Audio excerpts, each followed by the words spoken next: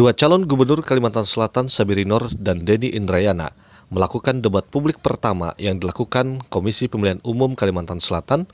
Dalam debat perdana ini, isu lingkungan khususnya di kawasan Pegunungan Meratus menjadi jualan dua calon gubernur Kalsel karena masing-masing calon berharap kawasan Pegunungan Meratus, khususnya di wilayah Kabupaten Hulu Sungai Tengah, tidak dilakukan pertambangan. Dengan dikawal ketat, petugas gabungan dari Polda Kalsel dan Polresta Banjarmasin, dua calon gubernur Kalsel Sabiri Nur dan Denny Indrayana melakukan debat publik pertama yang dilakukan KPU Kalsel Rabu 4 November 2020 dengan mengambil tema Hukum Hak Asasi Manusia, Kebangsaan, Agraria, Politik, dan Kebangsaan.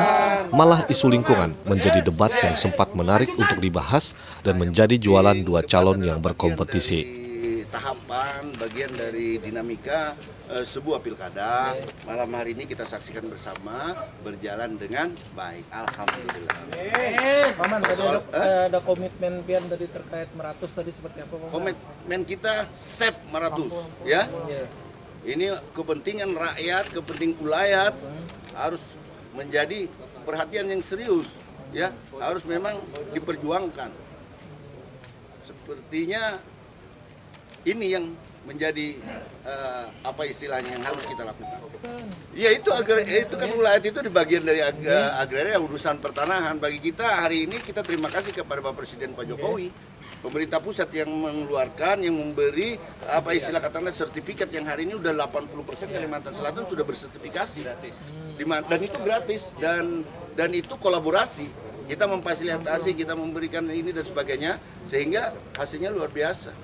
Ada kekuatan hukum yang kuat bagi masyarakat yang memiliki tanah. Ini yang kita harapkan memang harus terus kita realisasikan dan kita mantapkan.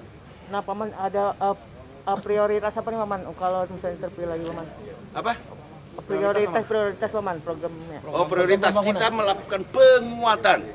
Kalau hari ini ada 100 meter, jalan yang kita baiki hanya 70 meter, maka 30 meternya kita selesaikan.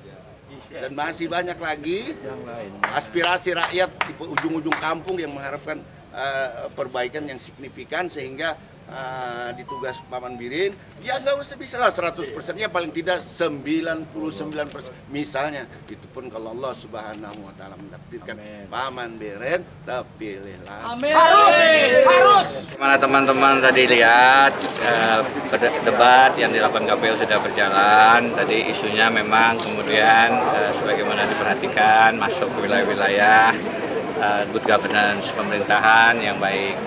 Saya tekankan tadi kata adil dan amanah, karena itulah yang menurut saya menjadi titik masalah di Kalimantan Selatan. Mudah-mudahan ditangkap pesannya oleh pemilih dan ini menjadi salah satu pertimbangan bagi pemilih menentukan tanggal 9 Desember. Prof, tadi isu tambang lebih mengemuka tadi isu tambang seperti apa, Prof? Ya, Kalimantan Selatan salah satu akar masalahnya adalah korupsi di bidang sumber daya alam.